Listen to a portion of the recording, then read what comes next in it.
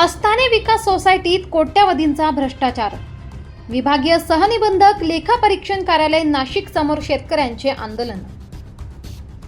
मालेगाव तालुक्यातील अस्थाने येथील विकास सोसायटीमध्ये झालेल्या भ्रष्टाचार विरोधात काल शेतकऱ्यांनी विभागीय सहनिबंधक लेखापरीक्षण कार्यालय नाशिक समोर ठिय्या आंदोलन केले.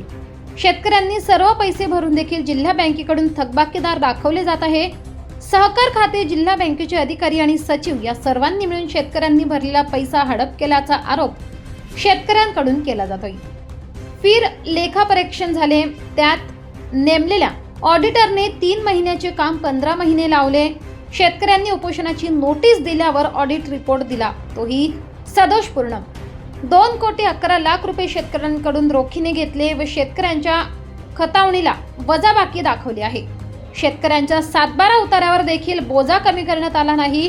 त्यामुळे अस्थाने येथील शेतकरी हवालदिल झाले आहेत. सहकार विभागाच्या सर्वच अधिकाऱ्यांनी जाणीवपूर्वक अडवणूक करून शेतकऱ्यांना जाणून बुजून त्रास दिलाय, असाही आरोप शेतकऱ्यांकडून करण्यात येत आहे. शेतकऱ्यांची झालेली फसवणूक व अस्थाने विकास सोसायटीमध्ये झालेला भ्रष्टाचार व संबंधित ऑडिटर, अधिकारी, कर्मचारी यांच्यावर प्रशासन कारवाई करणार का हे देखील बघणं महत्त्वाचं ठरणार आहे. या आंदोलनात साहेबराव वाघ, पंडित ह्याळीद, पंडित पगार, वना पगार, प्रकाश शिरसाट, काळू पगार, दगा पगार आदी शेतकरी उपस्थित होते. आंदोलनाला सुरुवात झाली आहे. अस्थाने, तालुका मालेगाव, जिल्हा नाशिक येथील शेतकरी आंदोलनासाठी बसलेले आहेत. प्रमुख मागणी अस्थाने सोसायटीमध्ये झालेला भ्रष्टाचार आणि त्यात नेमलेला ऑडिटर याने केलेली फितुरी.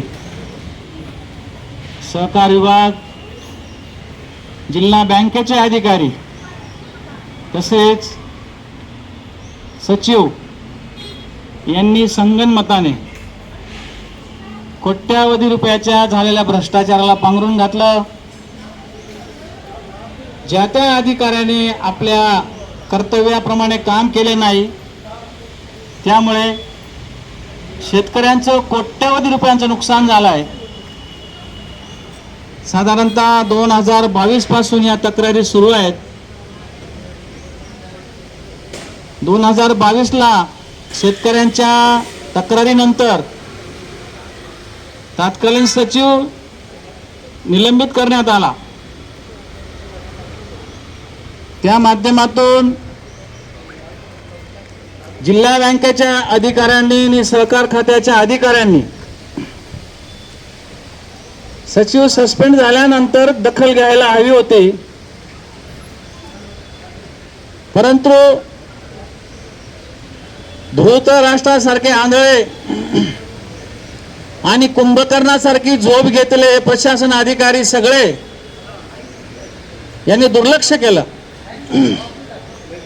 6 महिन्यापासून पाठपुरावा सुरू आहे. ज्या कर्मचाऱ्यांनी फितुरी केली, ज्यांनी दुर्लक्ष केलं, त्याचे दुष्परिणाम आज शेतकऱ्याला भोगावं लागत आहेत. घेत असलेले गळेलठ्ठ पगार आणि त्यात त्यांच्या कर्तव्यात असलेले कसुरी.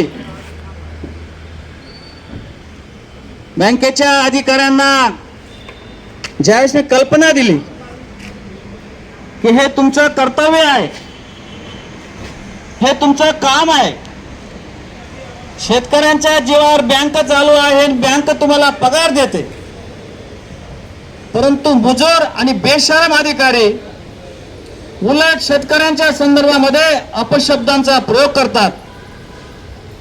त्या निर्लज्ज बँके अधिकाऱ्यांकडे आम्ही स्वतंत्र आंदोलन उभं करणार आहोत. परंतु ज्या ऑडिटरला 3 महिन्यात काम पूर्ण करा म्हणून आदेश होते, त्या बदमाश ऑडिटरने 15 महिने लावले, पाकिटे घेतले, भ्रष्टाचारांशी संगनमत केलं आणि त्या ऑडिटरवर चौकशी झाली पाहिजे, त्याला शिक्षा झाली पाहिजे म्हणून शेतकऱ्यांच्या माध्यमातून पाठपुरावा सुरू होता. परंतु नेहमीप्रमाणे आंधळे बहिरे आणि तोंड बंद असलेले 3 माकडांच्या भूमिकेमध्ये हे अधिकारी आहेत आणि कुठलाही दोष नसताना त्याचे परिणाम शेतकऱ्यांना भोगावे लागत आहेत. दुर्दैव असं की आंदोलनाची वेळ आली. ही दुसरी नोटीस आम्ही आंदोलनाची दिली आहे. पहिल्या नोटीसमध्ये सगळा चौकशी आणि अहवाल यायला हवा होता, पण झोपेचं सोंग घेतलेले हे अधिकारी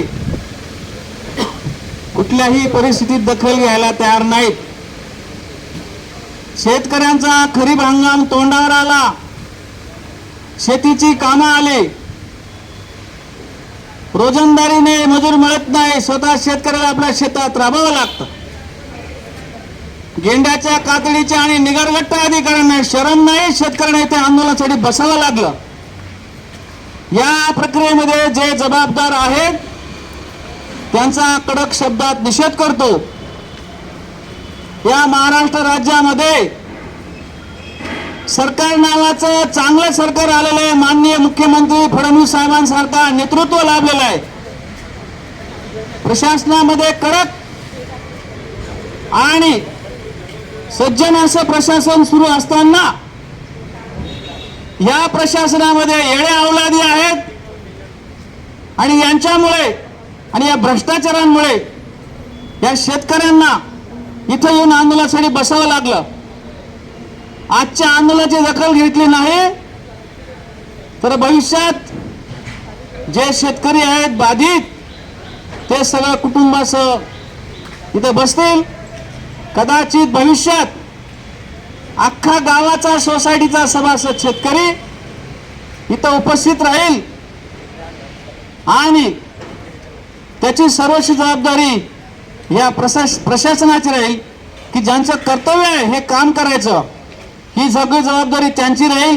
हे मी आजच्या आंदोलनाच्या प्रसंगी जाहीर करतो. धन्यवाद.